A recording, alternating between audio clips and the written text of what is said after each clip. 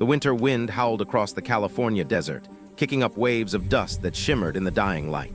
Inside a dimly lit hangar at North American Aviation, the clock ticked toward midnight.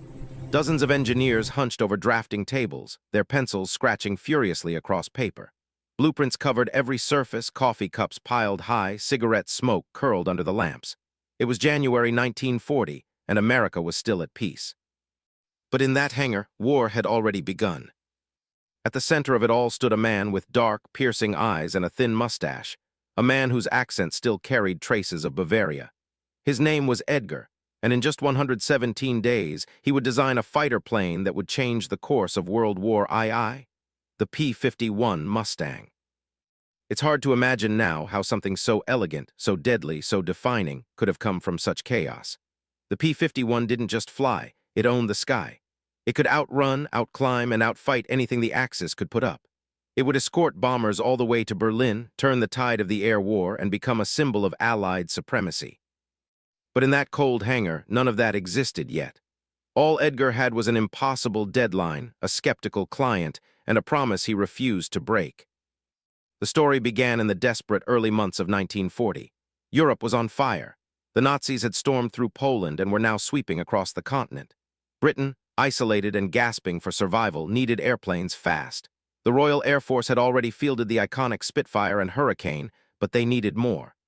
The British Purchasing Commission turned to the Americans, asking North American Aviation if they could build P-40 fighters under license. North American's president, Dutch, wasn't impressed. The P-40 was outdated, underpowered, and sluggish compared to what Germany was flying. He made a bold counteroffer to the British. "We can build you a better fighter from scratch in 120 days. The British delegation blinked. A new fighter, in 4 months, impossible, but was serious, and he had one man in mind who might just pull it off. That man was Edgar. He wasn't born in America. He wasn't even born under the Stars and Stripes.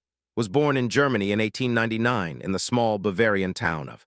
As a boy, he'd built model airplanes out of wood and wire, fascinated by flight before most people had even seen an airplane.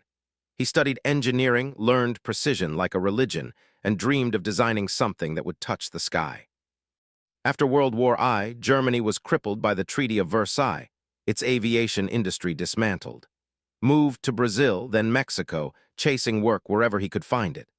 Eventually, his talent caught the attention of American aircraft companies, and he was hired by North American Aviation. He became known as a perfectionist, a man obsessed with lines, speed, and balance. He often said, "A fighter plane must look beautiful because if it looks right, it flies right." So when the call came to design a fighter from nothing, in barely 4 months, didn't flinch. The design team was small, barely a few dozen engineers. Their resources were stretched thin, their deadline absurd, but was relentless. He worked 16-hour days, sleeping only when exhaustion forced him to. One of his engineers later recalled, "We didn't have time to think about what couldn't be done, just made us believe that we would do it." The key to the Mustang's brilliance lay not just in its looks, but in its aerodynamics. Design featured a sleek, low-drag fuselage and, most revolutionary of all, a laminar flow wing. This wing design, cutting-edge at the time, reduced drag by keeping airflow smooth across more of the surface. It was something only theoretical in most labs, but made it real. Night after night they drafted, tested, and argued. The drawing boards were filled with revisions, the air thick with urgency. Would stride through the hangar barking encouragement. "We've got 120 days, no excuses." Barely looked up. He was sketching the curve of the canopy, refining the wing route, aligning every contour with the precision of a sculptor. To him, each line wasn't just geometry, it was poetry. There were no computers, no CAD software, no simulation programs. Every calculation was done by hand, every mistake costly. Yet somehow the Mustang began to take shape, a ghost of aluminum and ambition that would soon roar to life. By the 102nd day, the prototype, dubbed the NUS-73X, was ready for assembly. Mechanics worked around the clock, riveting panels, wiring instruments, polishing every surface. It looked fast even sitting still, a predator waiting to pounce. The test pilot chosen for the first flight was Vance, a calm, fearless flyer with nerves of steel. On October 26, 1940, under a bright California sky, the hangar doors opened. The Mustang rolled out, silver and slender, sunlight gleaming off its skin. The engineers watched in silence as the propeller began to spin. Climbed into the cockpit, checked the controls, and gave a thumbs up. The plane roared down the runway, wheels lifting after just a few hundred feet. For a moment, everyone held their breath, and then it soared. Smooth, steady, powerful. From the ground, watched without expression, his hands clasped tightly behind his back. To the others, it looked like triumph. To him, it was just the beginning. The flight lasted only a few minutes, but it was enough. Landed and climbed out grinning. "Flies like a dream," he said. "A fighter's fighter." The engineers erupted in applause. Gave a faint nod, allowing himself a rare smile. The Mustang had been born 117 days from concept to flight. But its journey was far from over. The British tested the plane and were impressed, but not astonished. The first Mustangs used the V1710 engine, which performed well at low altitudes but struggled above 15,000 feet. At first, the Mustang was assigned for reconnaissance and ground attack, not high-altitude dogfights. Still, pilots loved it. It was agile, stable, and built with care. One British pilot wrote, "It feels alive, like it wants to fly itself." Yet wasn't satisfied. He knew the Mustang had more to give. He would later say, "The airframe was perfect, but the heart was wrong." That heart, the engine, would soon change. In 1942, a new partnership would transform the Mustang from a good plane into a legend. It would involve an unlikely alliance between American design and British engineering, and it would give the Allies a weapon that could finally reach Berlin. But before that transformation came, there was struggle, bureaucratic red tape, political doubt, and the ever-growing shadow of a world at war. Inside the same hangar where the Mustang had first taken flight, stared at his creation, its aluminum skin gleaming under the work lights. Outside, the world was sliding deeper into chaos. He whispered softly in his German-accented English, "She can go higher, faster, if they only let her." He didn't know it yet, but his fighter, born of desperation, precision, and impossible will, was about to change history. The P-51 Mustang had proven itself as a remarkable machine, sleek, agile, and ahead of its time. Yet in the cold light of 1941, it was a fighter without a purpose.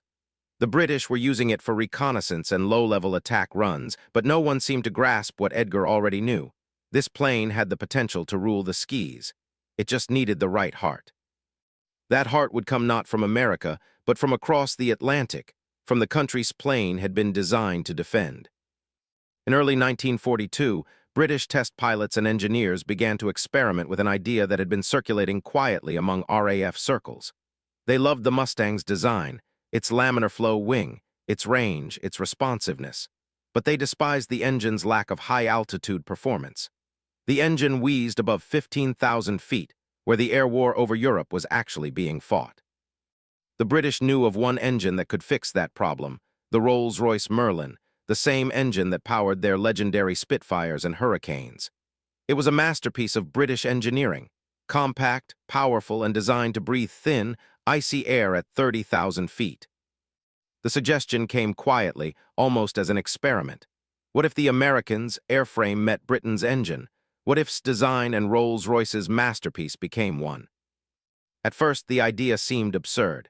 Different companies, different countries, different systems of measurement. The Merlin was longer, heavier, and more complex than the. Installing it would mean redesigning the engine mounts, cooling systems, and cowlings. But for a few daring engineers, impossible had become a familiar word. Rolls-Royce engineers in England got to work in the summer of 1942. They took several Mustang airframes, designated Mustang I, and began the painstaking process of fitting the Merlin engine. When the prototype first roared to life, the ground shook. The sound was different, deeper, sharper, alive. The first test flight changed everything. The Rolls-Royce test pilot took off from the airfield inn, climbing into a pale sky streaked with contrails. The modified Mustang, now carrying the Merlin engine, shot upward like a bolt of lightning. Later described the experience in simple words. The Mustang is transformed into a completely new machine. The data confirmed it. The aircraft's top speed leapt by more than 50 miles per hour. It could now climb faster, reach higher, and sustain power at altitudes no Mustang could dream of. The RAF pilots who tested it were stunned. One wrote in his logbook, "This is not an improvement, it is a revelation." The British sent the results to Washington. The Americans listened, then acted. North American Aviation received the reports and immediately began building a new version of the Mustang, integrating the built version of the Merlin engine, manufactured under license in the United States. The new designation was P-51B and oversaw every detail. In the North American hangar, the sound of riveters and welders filled the air. The smell of oil, metal, and sweat was constant, moved from station to station, checking each modification himself. The new engine required a redesigned cooling system and a signature feature that would become iconic, the scoop-like belly radiator that gave the Mustang its unmistakable profile. He was meticulous. He would pause mid-inspection, run his hand along the curve of a wing, and say quietly to an engineer, "It must look like it's flying even when it's standing still." When the first P-51B rolled out, painted in olive drab and bearing its new markings, it was a sight to behold, a machine that looked fast even in silence. But speed wasn't what made it historic, it was range. The Mustang's combination of aerodynamic efficiency and the Merlin engine's fuel economy meant it could fly farther than any other Allied fighter. It could accompany the lumbering B-17 bombers deep into enemy territory, to Berlin and back, without refueling. Until then, American bombers had been flying missions unescorted for much of their routes over Europe. The Luftwaffe tore through them mercilessly, especially beyond the range of Allied fighters. Losses were catastrophic. Pilots called those zones the Black Gap. But with the arrival of the P-51B, that gap would close. In late 1943, the first Merlin-powered Mustangs arrived in England. They were assigned to the 8th Air Force, and their arrival felt like a miracle.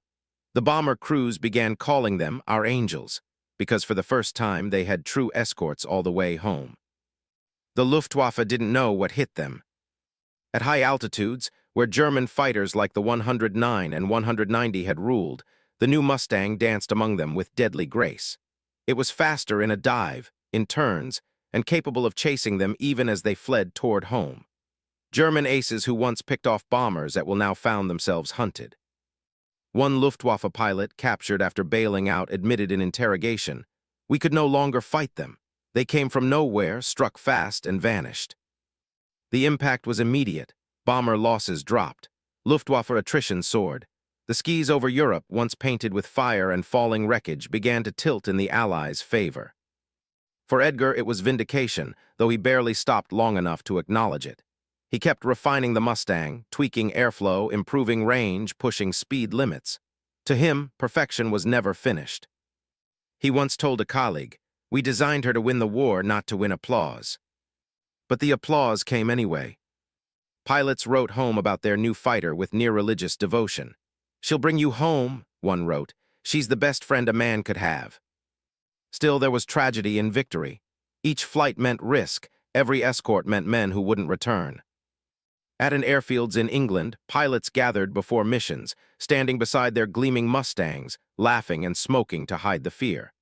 Then they would climb into the cockpits, engines roaring in unison, the sound of resolve itself. Above the clouds, they would form a shimmering wall of silver wings. The bombers lumbered ahead, massive and slow. Behind them, the Mustang fighters moved like wolves guarding their herd. Sometimes, in the chaos of flak and fire, pilots would hear a calm voice on the radio, "Mustangs overhead, we've got you covered." It meant safety. It meant home. Back in California, followed reports obsessively. He pinned newspaper clippings to his office wall, circled pilot letters in red pencil, and studied every combat photo he could find. Each one showed his creation in motion, the thing he'd once drawn by hand, now blazing across Europe.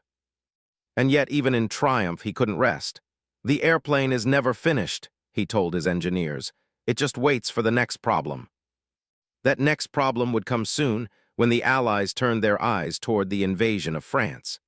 The P-51 would have to do more than escort bombers. It would have to control the air itself. For the impossible fighter had done its job, but now it faced its greatest test, not in design, but in destiny. As the spring of 1944 dawned and D-Day approached, the Mustang wasn't just a weapon.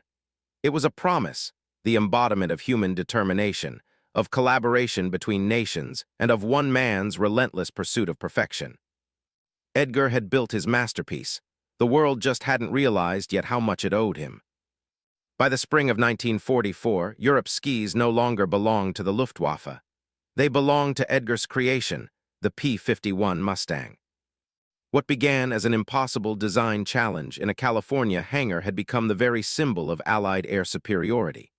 Yet behind every graceful line of its silhouette lay a story of blood, smoke, and sacrifice. The morning of June 6, 1944, D-Day began not with silence but with thunder. Thousands of aircraft roared across the English Channel, C-47 transports, gliders, bombers, and fighters. Among them flew squadrons of P-51 Mustangs, their wings gleaming silver under the rising sun. Each pilot knew this day would define history. From the cockpit, the world below looked like a moving sea, ships stretching from horizon to horizon, waves breaking against steel hulls. The Mustang pilots were the eyes and sword of the invasion.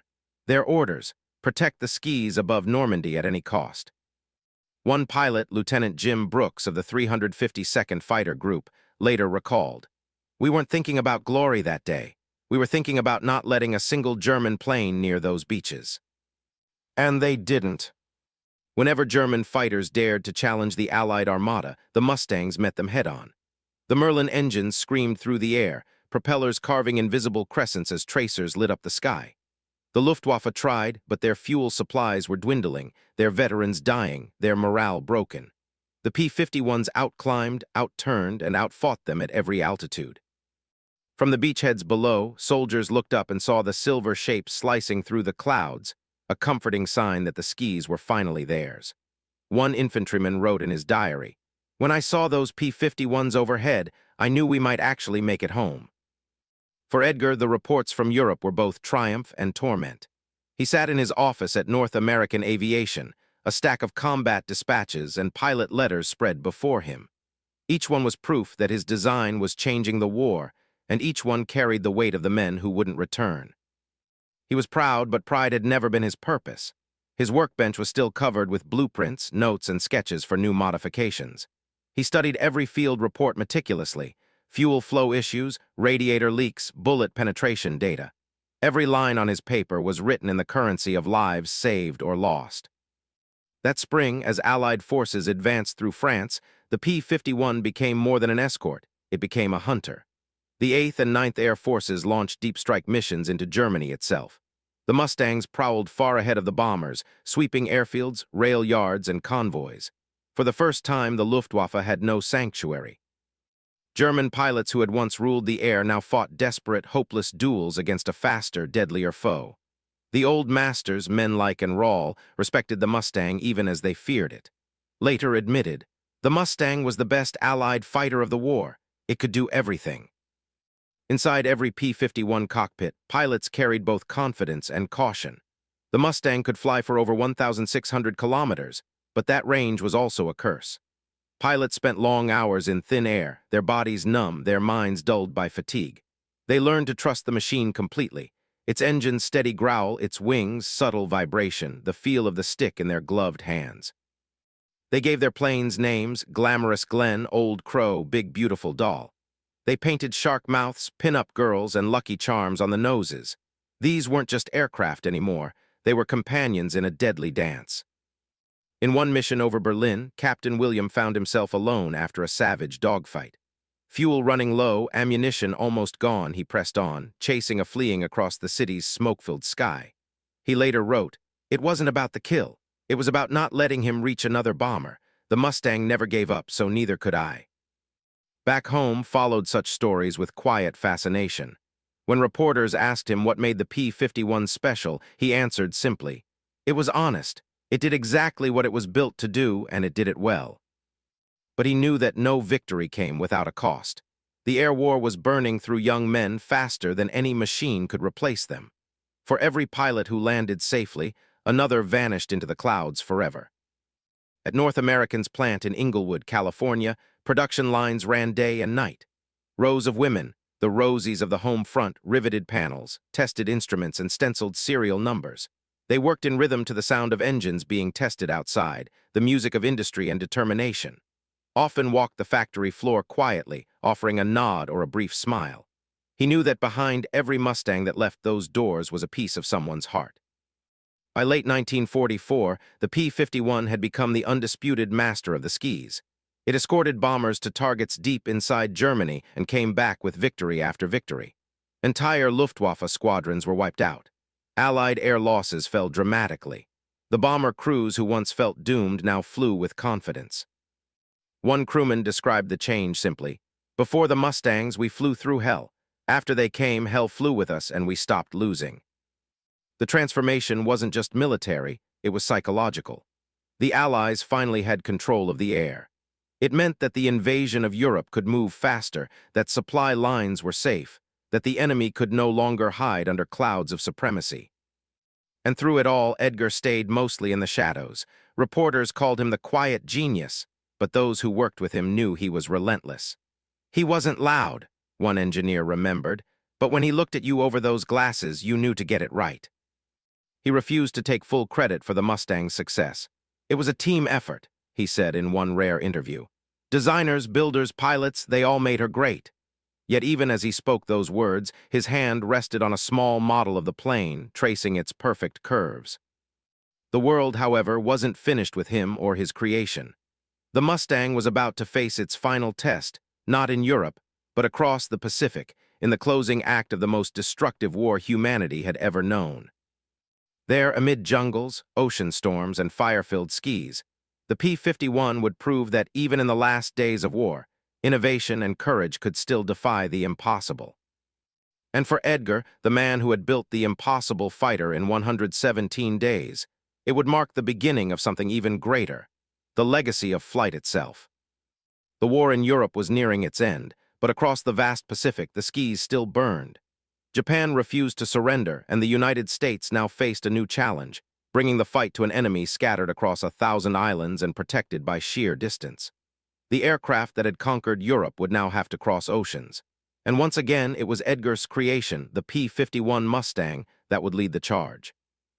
In early 1945, the U.S. Army Air Forces began deploying P-51, the final, perfected evolution of its masterpiece. The D model carried a new, elegant bubble canopy for improved visibility and 6.50 caliber Browning machine guns, enough firepower to tear through any opponent that dared to rise against it. But its greatest weapon was still its endurance. With long-range drop tanks, the Mustang could now fly nearly 1,600 miles without refueling, a reach unmatched by any other fighter in the world. That range changed everything. From airfields in Saipan, Mustangs began escorting the massive B-29 on their grueling missions to Japan, flights that stretched over open ocean for hours. Before the P-51, these bombers had been flying alone, vulnerable to the deadly claws of Japanese Zeros. Losses were devastating. But when the Mustangs appeared beside them, their silver wings glinting in the sunlight, morale soared. One B-29 pilot later said, "Seeing those P-51s out there felt like seeing angels after weeks in hell." The Pacific missions were brutal. The heat, the salt air, and the endless miles of ocean tested both man and machine. But the Mustang endured. It hunted over Tokyo, strafed enemy airfields, and cut down Japan's final lines of defense. The war's last great aerial duels took place not over Europe's farmlands, but over the volcanic islands and dark seas of the Pacific. Against the agile but fragile Zero, the P-51 dominated. The Mustang's power, speed, and stability were unmatched. It could dive faster, hit harder, and still return home. The Japanese pilots, once feared for their skill and sacrifice, now faced an opponent that simply refused to lose. As the end approached, its name appeared more frequently in the newspapers. "The Mustang, the fighter that won the war," read one headline. Yet in his office, the man himself remained unchanged. He still dressed neatly, worked late, and spoke softly. When asked how it felt to know that his plane had helped decide the outcome of the war, he gave a simple answer: "I did my job, so did they." He rarely spoke about his own life, but those who knew him said the irony was not lost on him. A German-born engineer whose greatest creation helped defeat the country of his birth carried no bitterness about it. He had left Germany long before its rise, long before its dream of conquest turned into a nightmare. To him, the war was not about nations, but about ideals, and the Mustang, in its own way, embodied freedom itself. In the summer of 1945, after the atomic bombings of Hiroshima and Nagasaki, the war finally ended. Across airfields in England, France, and the Pacific, thousands of Mustangs sat quietly on the tarmac. The machines that had once filled the sky with fire now rested in silence, their engines cooling, their wings streaked with oil and dust. Pilots walked among them with mixed emotions, relief, pride, and the haunting ache of all they'd seen. In one hangar in the Philippines, a mechanic leaned against a Mustang's wing and said to a friend, "This plane did more than fly. It gave us our lives back." For the victory was bittersweet. He attended a ceremony at North American Aviation where executives toasted the Mustang's success. Champagne flowed, photographers flashed their bulbs, and speeches praised the genius of design. Raised his glass politely, but afterward he slipped away to the drafting room.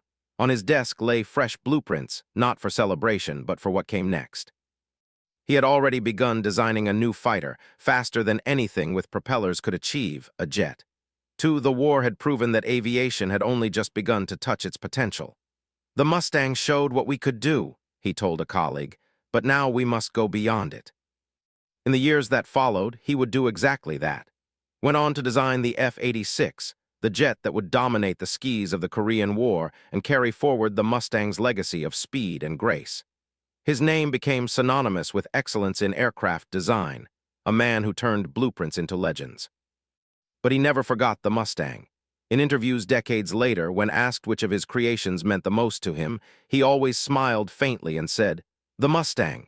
She was the perfect airplane at the perfect time." He often visited air shows in his later years, where restored Mustangs gleamed in polished aluminum under the sun. Crowds would gather as the old fighters fired up their engines, that unmistakable Merlin growl shaking the air. Would watch quietly, hands in his pockets, eyes fixed on the horizon. One pilot who met him at an event in the 1960s recalled, "He didn't talk much, but when that engine started, he looked like a man listening to his own heartbeat." The legacy of the P-51 wasn't just in the battles it won, but in what it represented, the triumph of imagination under pressure, of precision over panic, of unity between nations. It was designed by a German-born engineer, powered by a British engine, built by American workers, and flown by Allied pilots from every corner of the world. It was, in every sense, the world's fighter. And yet, its creation had started with a deadline no sane man would accept: 120 days to design the impossible. Had done it in 117. He once wrote, "I never believed in miracles, only in what determined people can do when there is no other choice." That belief, quiet, disciplined, unshakable, had given the Allies the edge they needed, and it had given the world a symbol of hope wrapped in aluminum and courage. Today, when a P-51 Mustang takes off, its engine singing the song of 1944, it carries more than history. It carries the spirit of Edgar, the man who refused to accept impossible. Because in those 117 days, amid the noise, the fear, and the ticking clock of war, one man proved that genius isn't about where you're born, but what you build when the world needs it most. And as that silver silhouette rises into the sky, cutting through clouds with the same grace it did 8 decades ago, the world still remembers. This was the impossible fighter, born from a dream, built by will and destined to fly forever.